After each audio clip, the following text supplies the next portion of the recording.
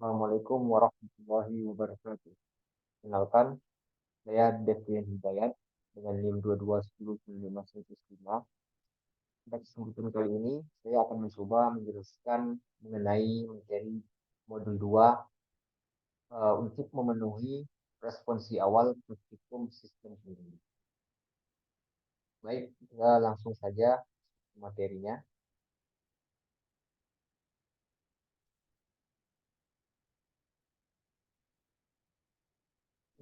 Yang pertama yaitu pada diagram sistem kendali.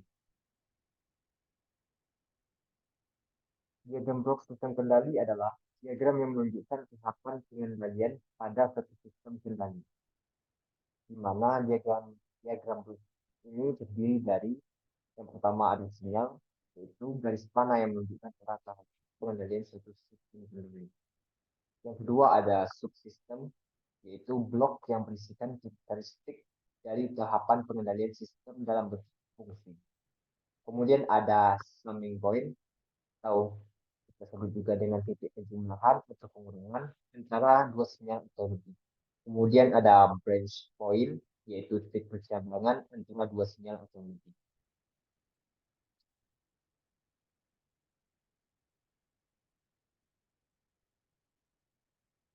Ini adalah salah satu contoh dari diagram blok sistem kendali. S merupakan garis sinyal atau kita sebut sebagai input, dan kemudian ada ES sebagai garis sinyal juga. Kemudian maaf, sebelumnya juga ada summing point atau titik penjumlahan. Kemudian di sebelah kanannya ada subsystem yang ada persamaan GS. Kemudian ada garis sinyal CS yang biasa kita sebut juga dengan output. Kemudian ada branch point atau titik percabangan. Kemudian ada subsystem HS. Kemudian ada garis sinyal BS. Ini disebut juga dengan feedback atau umpan balik. Oke, next. Selanjutnya yaitu hubungan dan modifikasi diagram blok. Yang pertama hubungan diagram blok. Ada hubungan seri, kemudian ada juga hubungan hak. Kita bahas yang pertama hubungan seri. Uh, bentuk diagram blok hubungan seri seperti ini. Kita lihat di mana uh, untuk mencari uh, hubungan antara output dan inputnya, maka dapat kita rumuskan bahwa untuk mencari X2 sama dengan 1 dikali dengan G1S. Kemudian untuk mencari X3 itu X2 dikali G2. Selanjutnya samaan yang kita dapatkan tadi kita eh, rumuskan seperti ini. X2 sama dengan X1 kali G1 itu kita beri tanda sebagai persamaan 1. Kemudian X3 sama dengan X2 dikali G2 kita sebut juga dengan persamaan 2. Maka untuk langkah selanjutnya kita substitusi samaan 1 ini ke persamaan 2. Di mana X2-nya ini kita ganti eh,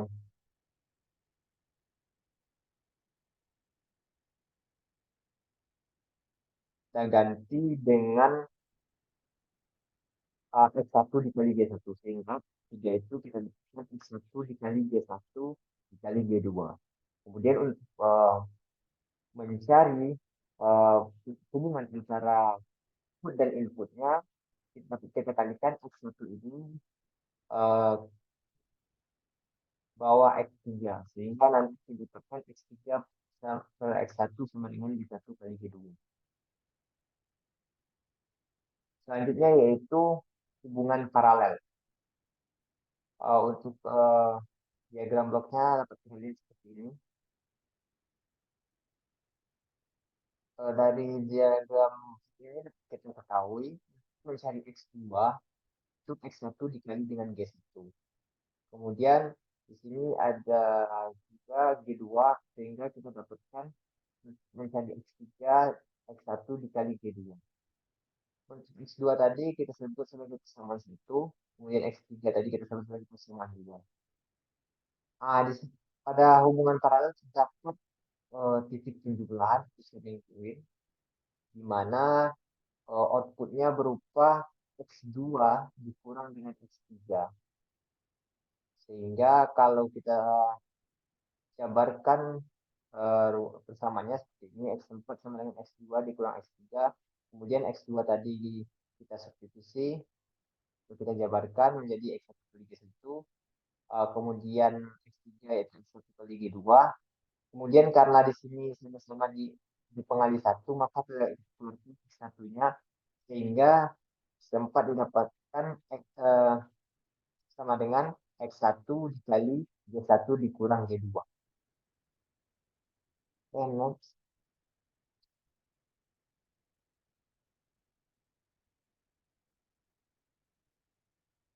Modifikasi diagram blok. Yang pertama yaitu ada pergeseran titik pencabangan dari sebelum sistem ke setelah sistem.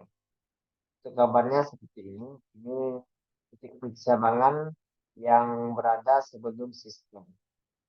Kemudian kita geser sehingga titik pencabangan ini berada setelah sistem.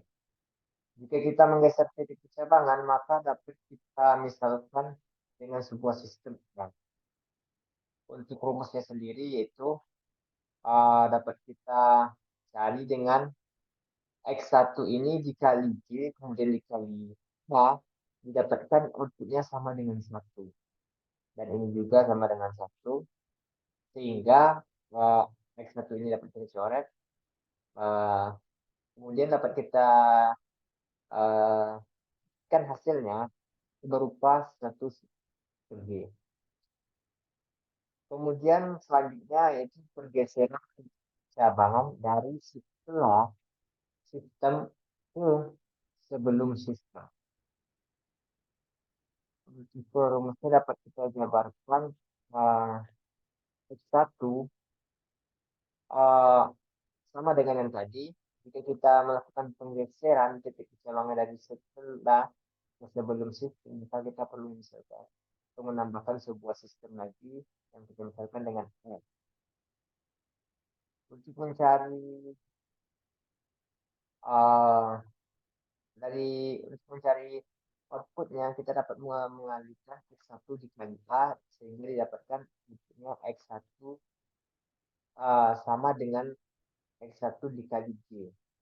Ini. Sehingga kita dapatkan X1 multiplication sehingga kita dapatkan A sama dengan G. Kemudian selanjutnya pergeseran titik penjumlahan dari sebelum sistem ke setelah sistem. Yang mana awalnya berada sebelum sistem menjadi setelah sistem. Jika kita menggeser titik penjumlahan ke floating point, itu perlu juga menambahkan sebuah sistem yang kita misalkan ini. Maka untuk mendapatkan kesamaannya, untuk mencari put atau luarannya, kita dapat rumuskannya seperti ini, X1 dikurang X2, kemudian dikali dengan G. Kemudian di sini kita kalikan ke dalam G-nya didapatkan X3 sama dengan X1 dikali G dikurang X2 dikali G. Sedangkan bentuk titik penjumlahan yang berada dalam sistem outputnya kita dapatkan X1 dikali G, kemudian kita kurang dengan X2 dikali G. Kemudian kita bandingkan X1 dikali G dikurang X2 kali G sama dengan X1 dikali G dikurang X2 kurang A. Untuk X1 kali G ini dikurang X2 ini dapat kita coret, sehingga tinggal lagi G sama dengan K. Kemudian untuk penggeseran titik penjumlahan dari setelah sistem ke sebelum sistem. Untuk samanya dapat kita jabarkan untuk mencari output X3 yang mana titik nimbahnya sebelum sistem itu X1 dikali G dikurang dengan X2. Sedangkan untuk titik penjumlahan yang dari awalnya setelah sistem digeser menjadi sebelum sistem, untuk outputnya dapat kita dapatkan yaitu X1 dikurang X2 dikali E. Kemudian baru kita kalikan dengan G. Untuk perbandingannya, yaitu X1 dikurang X2 dikali A, kemudian dikali dengan G, sama dengan X1 dikali G dikurang X2. Sehingga G-nya kita kalikan ke dalam, X1 kali G dikurang X2 kali A kali G. Sama dengan X1 kali G dikurang X2. Di sini untuk X1 kali G seperti surat, tinggal min X2 dikali AG sama dengan min X2. Ini dapat dicoret sehingga X2 dikali A dikali G sama dengan X2. Setelah dapat kita lagi sehingga didapatkan A-nya yaitu G. Selanjutnya yaitu sistem kendali dengan lingkar terbuka dan lingkar tertutup. Yang pertama yaitu sistem kendali lingkar terbuka.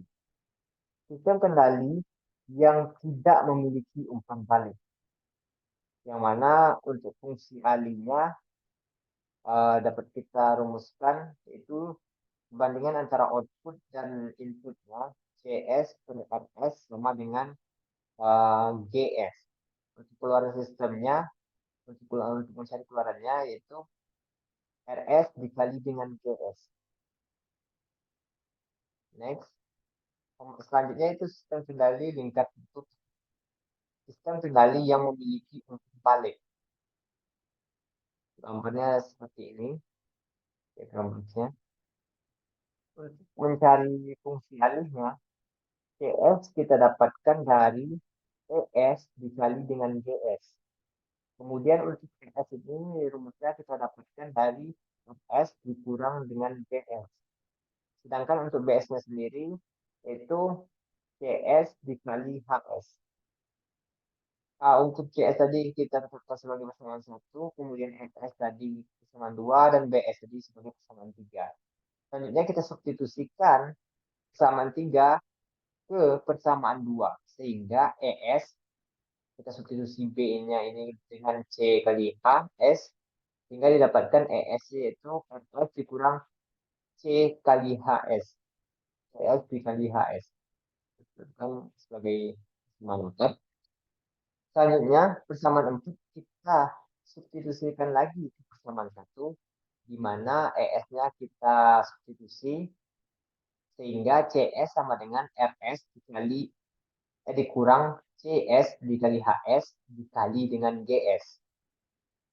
Kemudian GS kita kalikan ke dalam, sehingga CS sama dengan RS dikali GS dikurang CS dikali HS dikali GS.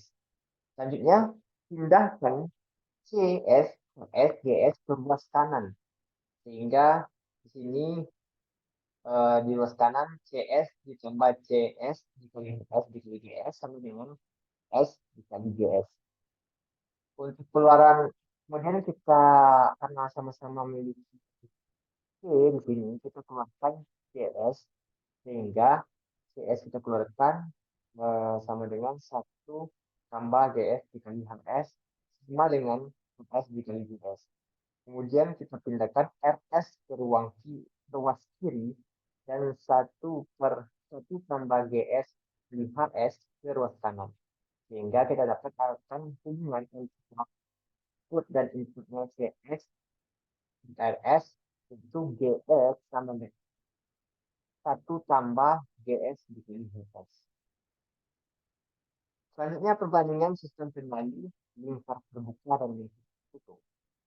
Yang pertama yaitu sistem lingkar terbuka itu kurang stabil dan teliti karena tidak ada pengendali. Sedangkan pada sistem lingkar tertutup lebih stabil dan teliti. Yang kedua yaitu perbandingannya pada sistem lingkar terbuka ini sistemnya lebih mudah dibuat, sedangkan sistem lingkar tertutup itu lebih susah dibuat. Kemudian yang perbandingan ketiga yaitu pada sistem lingkar terbuka dapat kita lihat sudah gambar tadi tidak ada umpan balik atau feedback. Sedangkan pada sistem lingkup tertutup terdapat umpan balik atau feedback. Kemudian perbandingan selanjutnya yaitu sistem lingkup terbuka itu untuk memproduksinya atau membuatnya itu tidak memakan biaya yang mahal, itu bisa kita katakan uh, murah untuk melakukan produksinya untuk membuatnya. Sedangkan pada sistem lingkup tertutup untuk produksinya itu atau prosesnya itu mahal atau harganya itu mahal. Kemudian pengendali PID. Pengendali PID ini digunakan untuk memperbaiki performa sistem melalui perbaikan respon sistem yang dihasilkan. Kita contohkan itu pertama mengurangi atau menghilangkan nilai error steady state, kemudian meningkatkan kecepatan respon untuk mencapai set point. Kemudian untuk pengendali PID ini ada pengendali. Yang pertama itu pengendali proporsional. Jenis kontrol ini menghasilkan output yang sebanding dengan nilai masukan, yang sebanding outputnya dengan nilai inputnya. Gambarnya seperti ini dapat kita lihat. Dalam domain waktu, hubungan antara sinyal error dengan sinyal kontrol U dinyatakan dalam persamaan berikut. UT sama dengan KP dikali ET. Kemudian kalau kita rubah ke dalam proses itu perbandingannya yaitu samanya US ES sama dengan KP. Kemudian bagaimana sih karakteristik pengendali proporsional ini? Karakteristik pengendali proporsional ini yang pertama, jika KP diperkecil, maka respon sistem akan semakin lambat dan responnya akan semakin lama. Kemudian, jika KP-nya kita perbesar, respon sistemnya akan semakin cepat atau mendekati steady state and rise time dan semakin meningkat. Kemudian, jika KP terlalu besar, maka respon sistem akan semakin tidak stabil atau ada overshoot atau osilasi terlihat jelas. Yang keempat yaitu karakternya, nilai KP dapat diatur atau ditentukan sedemikian sehingga mengurangi error steady state-nya tetapi tidak menghilangkan.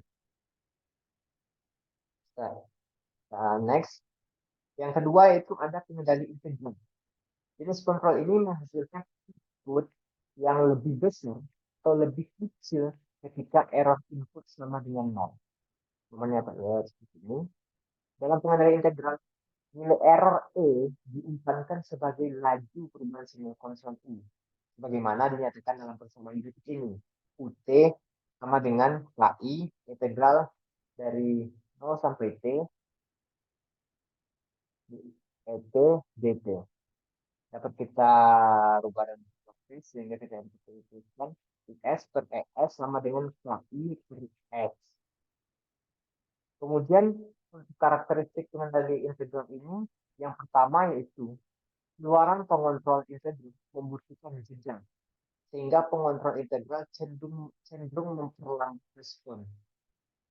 Kemudian yang kedua itu ketika sinyal ESS 0, output tetap akan bertahan pada nilai sebelumnya. Kemudian yang ketiga, jika sinyal ESS tidak 0, akan menunjukkan kenaikan atau penurunan yang dipengaruhi oleh nilai EES dan nilai KI. Keempat yaitu karakteristiknya konstanta integral KI yang sangat besar akan mempercepat hilangnya error, namun akan menunjukkan osilasi. Next, yaitu yang ketiga ada pengendali derivatif. Jenis kontrol ini menghasilkan output yang merupakan diferensial dari input. Namun, pengendali ini tidak mengurangi adanya perubahan input. Jadi, outputnya tidak dapat dikeluarkan jika inputnya belum menunjukkan perubahan. Pengendali derivatif akan memberikan suatu sinyal kontrol O yang bersesuaian dengan turunan laju sinyal error E sebagaimana dinyatakan dalam persamaan berikut. UT per ET sama dengan KD dikali dengan DET per DT. Yang mana dapat kita ubah dalam domain physics, yaitu S per S sama dengan KDS. Selanjutnya itu pengendali derivatif. Yaitu, selanjutnya karakteristik pengendali derivatif. Yang pertama itu pengendali derivatif tidak dapat menghasilkan input jika tidak ada perubahan input. Kemudian yang kedua, jika error berubah terhadap input, output yang dihasilkan tergantung dari nilai KD dan laju perubahan error. Kemudian yang ketiga, pengontrol diferensial mempunyai suatu karakter untuk mendahului sehingga pengontrol ini dapat menghasilkan koreksi yang signifikan sebelum sistem mengalami error terlalu tinggi sehingga dapat meningkatkan stabilitas sistem. Yang keempat yaitu dengan meningkatkan nilai KD dapat meningkatkan stabilitas sistem dan mengurangi overshoot. Selanjutnya yaitu berdasarkan karakteristik pengontrol derivatif ini, pengontrol diferensial umumnya dipakai untuk mempercepat respon awal suatu sistem, tidak memperkecil kesalahan pada keadaan lunaknya. Kerja pengontrol diferensial hanya efektif pada lingkup yang sempit, yaitu pada periode tertentu. Oleh sebab itu, pengontrol diferensial tidak pernah digunakan tanpa ada controller lainnya. Yang selanjutnya yaitu mengendali proporsional integral. Jenis kontrol ini menghasilkan input yang merupakan diferensial dari input. Namun, mengendali ini tidak dapat mengeluarkan input tanpa adanya perubahan input. Berdasarkan gambar ini, dapat kita kesamaan UT sama dengan KP dikali ET ditambah KP TI integral 0 sampai T ET DT. Dengan KP adalah penguatan proporsional dan TI merupakan waktu integral. Untuk kita ubah persamaannya dalam bentuk domain Laplace itu S per AS sama dengan KP dikali 1 ditambah 1 per TIS sama dengan KP dikali 1 tambah TIS per TIS. Untuk karakteristik mengenali proporsional integral itu yang pertama, adanya penambahan faktor integral pada pengendali, maka akan memperbaiki respon sistem. Kedua, tidak mengembalikan error pada nilai 0, namun menjaga nilai konstan sepanjang T. Yang ketiga, yaitu responnya lebih lambat, karena nilai error tidak dapat dihilangkan. Yang keempat adalah nilai overshoot tinggi. Kemudian, P dan E controller memiliki karakteristik yang sama dalam high rise time dan overshoot. Oleh karena itu, nilai KP harus dikurangi untuk menghindari overshoot yang berlebihan. Nilai KI diambil lebih besar dari KP karena diinginkan untuk meniadakan error steady state. Jika KP besar dari KI, maka error steady state-nya tidak dapat dihilangkan. Yang selanjutnya itu mengenali proporsional derivatif. Jenis kontrol ini untuk mengoptimalkan kejadian pengendali proporsional.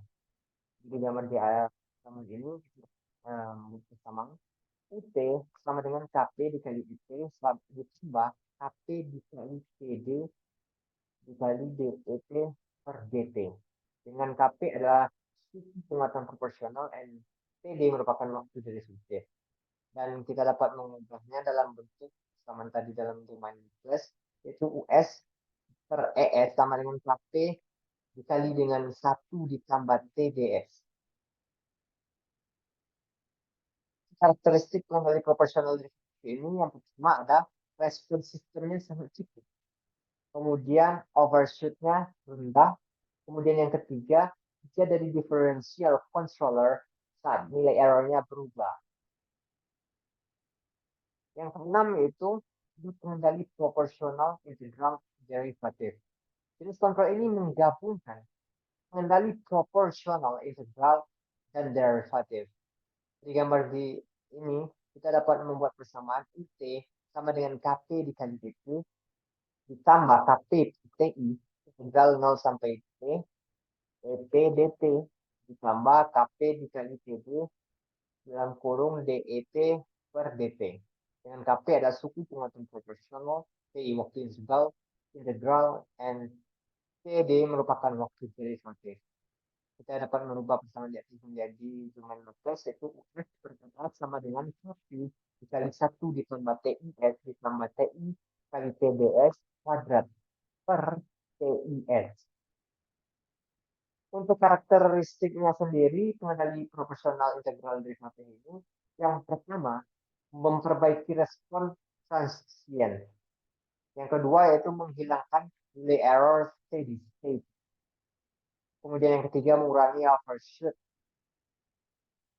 Selanjutnya itu ini perbandingan antara pengendali PAD tadi, yaitu pada pengendali proporsional, rise time-nya menurunkan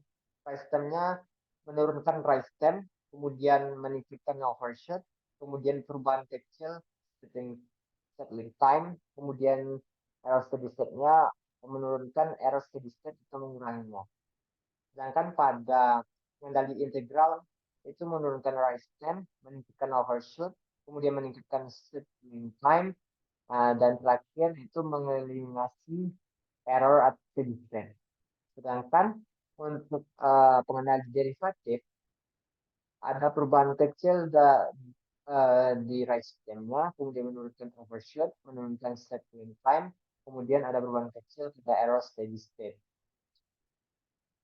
Kemudian ada parameter tanggapan perpilihan PID. Yang pertama ada time constant atau dengan TC, waktu yang dibutuhkan oleh sistem untuk mencapai nilai 63,2% dari nilai akhir. Kemudian yang kedua ada rise time, atau kita singkat dengan R, itu yang dibutuhkan oleh sistem untuk mencapai nilai 0% sampai 100%, 10% sampai 190%, and 5% sampai 95% dari R akhir. Yang ketiga itu ada settling time, atau kita singkat dengan TS, atau kita samakan dengan TS, itu yang dibutuhkan sistem untuk mencapai 5% atau 2% atau 0,5% di sekitar nilai akhir.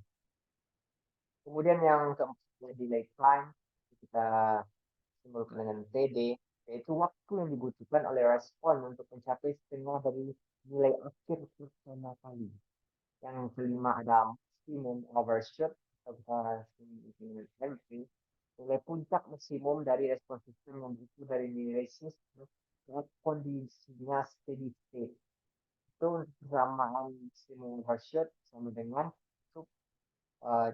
di keadaan titik puncak dikurang pada keadaan akhir per keadaan akhir dikali 100%. Kemudian keenam ada time peak dengan TP, waktu yang dibutuhkan oleh respon untuk mencapai puncak pertama dari overshoot. Selanjutnya ini grafiknya dapat kita lihat. Kemudian kemudian ada metode penalaran atau tuning PID. Yang pertama ada metode trial and error.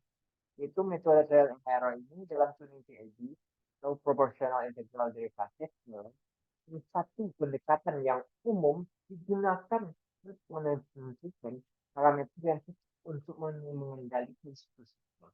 Pendekatan ini melibatkan pengujian berulang dari nilai-nilai parameter PID untuk melihat bagaimana mereka mempengaruhi respon sistem, kemudian menyesuaikannya berdasarkan hasil yang diuji. Kemudian yang kedua ada namanya metode Ziegler-Nichols.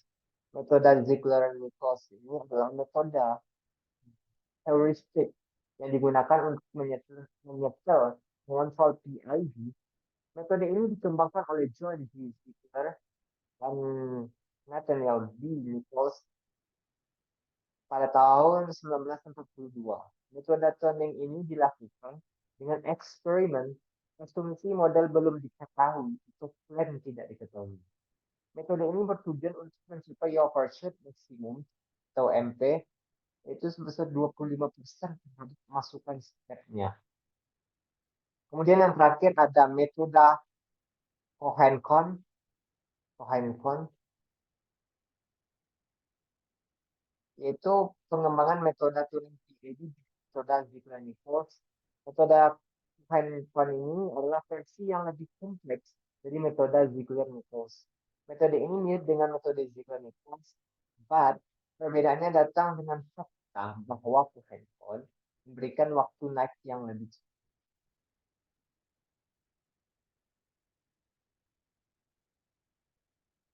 Oke, uh, mungkin ini uh, ya demikianlah penyampaian materi mengenai modul 2 sebagai uh, responsi awal praktikum sistem kendali modul 2 dari saya Devlen Hidayat NIM 22109515.